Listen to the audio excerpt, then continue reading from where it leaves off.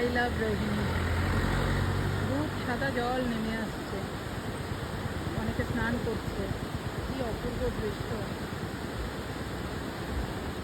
প্রতি বছর বর্ষাতে এই ঝর্ণাগুলো যেন জেগে ওঠে এবং অফুরন্ত জলরাশি এইভাবে কলকল ছলছল করে এগিয়ে চলে। ভীষণ ভালো লাগে। রোহিণী ঝর্ণা হলো ভারতের পশ্চিমবঙ্গ রাজ্যের দার্জিলিংয়ের রোহিণীর রত্নাভাং এলাকায় অবস্থিত একটি জনপ্রিয় জলপ্রপাত। এটি শিলিগুড়ি থেকে দার্জিলিং যাওয়ার পথে রাস্তার কাছাকাছি অবস্থিত এবং পর্যটকদের কাছে খুবই জনপ্রিয় একটি গন্তব্য।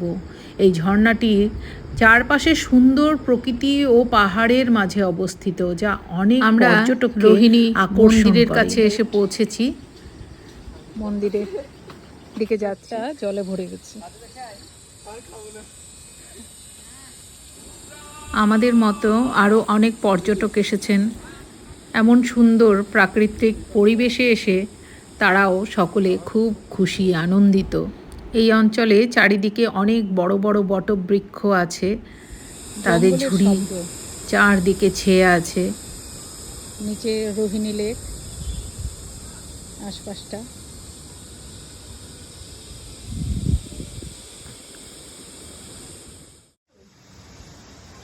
পাহাড়ের উপরে পর্যটকদের জন্য বিশ্রামের জন্য বসার ব্যবস্থা আছে, আমরা সেখানেই বসেছি।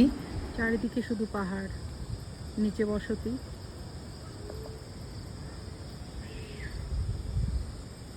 রোহিণীতে মন্দিরের আশেপাশে আছি আমরা। এখানে একটা সুন্দর বসার জায়গা আছে। এই জায়গাটিকে বলা হয় রোহিণী পার্ক। যখন এখানে বোগেনভেলিয়া বা কাগজ ফুল ফোটার সময় আসে, সেই সময়টা খুব সুন্দর লাগে। অনেক ফুল ফুটে থাকে, অনেক গাছ আছে।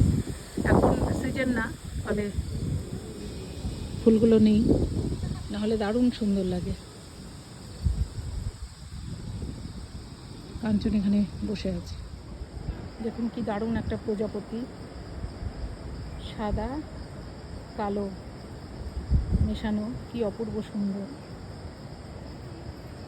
প্রজাপতি প্রজাপতি কোথায় পেলে ভাই এমন রঙিন পাখা।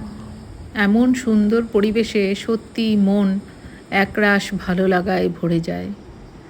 আজ এ পর্যন্তই বন্ধুরা। আপনারা সকলে খুব ভালো থাকুন, সুস্থ থাকুন এবং অবশ্যই বীণাপাণি শিল্পীর সঙ্গে থাকুন।